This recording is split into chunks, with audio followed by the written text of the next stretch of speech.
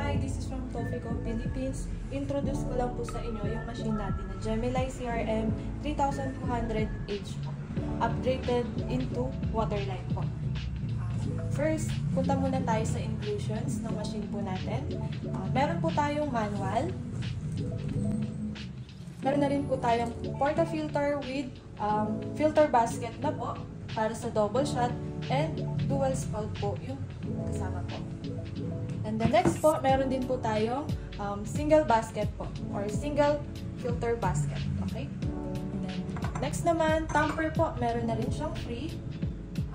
Yung tamper po natin is 58 mm po yan. And then, meron din tayong tray para sa patungan ng cups natin or yung shot glass para hindi po siya messy or kapag kukuha tayo ng shot natin. Next naman po, meron tayong bean scooper po dito. Meron din po tayong drip hose. Dito po siya nilalagay sa drip tray po natin. Waterline po, meron na rin pong kasama. Para naman po sa maintenance ng machine, meron din po tayong inclusion na citric acid po. Meron rin pong scoop po para sa citric acid, and then sa other side po is yung brush ng group head. Bali dito po siya. Next naman po, yung rubber disc po natin. Pang backflash po. Or dito po siya nilalagay sa portafilter. Bali, on po muna natin siya. Nandito po yung first button para sa on natin. Then, automatic, iilaw po yung machine. Next na button naman ng power on, dito po. Since nagbi-blink na po siya, meaning start na po yung preheating time po natin. Yung preheating time po ng 3200H ni Gemini is 7 to 10 minutes po. First, meron po tayong water tank dito.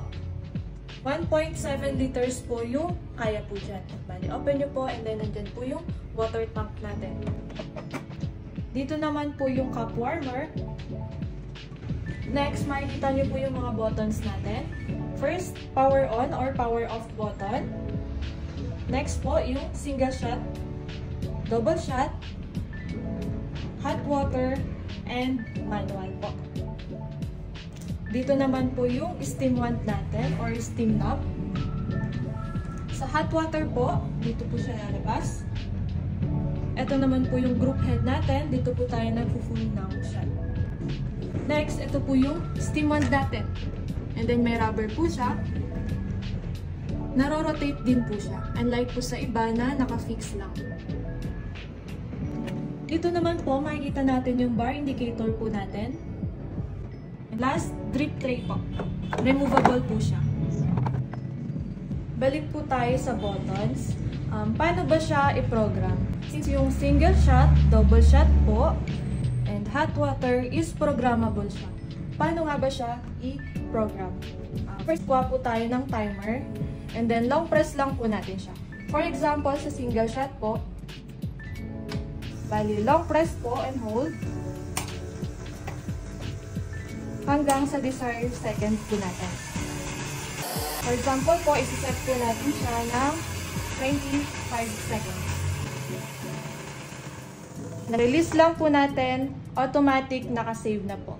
Same procedure sa hot water and sa double shot po natin. Ang kinagandahan po ni Gemini CRM 3200H, pwede po siyang pagsabayan yung pag-full ng shot and pag-steam. Pwede rin po yung pagkuha natin ng hot water and steam.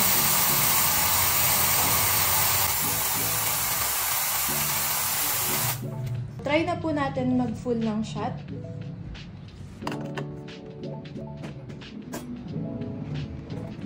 Gamit din po tayo ng timer. So, yung ideal po natin is 25 to 30 seconds po. Sa manual po muna tayo. And sabay po yung click sa timer and sa button ng machine. And then, check din po natin yung bar indicator. So, umabot po siya ng 9 bar, meaning good shot po siya. And next naman po, stop na natin siya pag 30 seconds na. Okay, try na po natin gumawa ng latte art.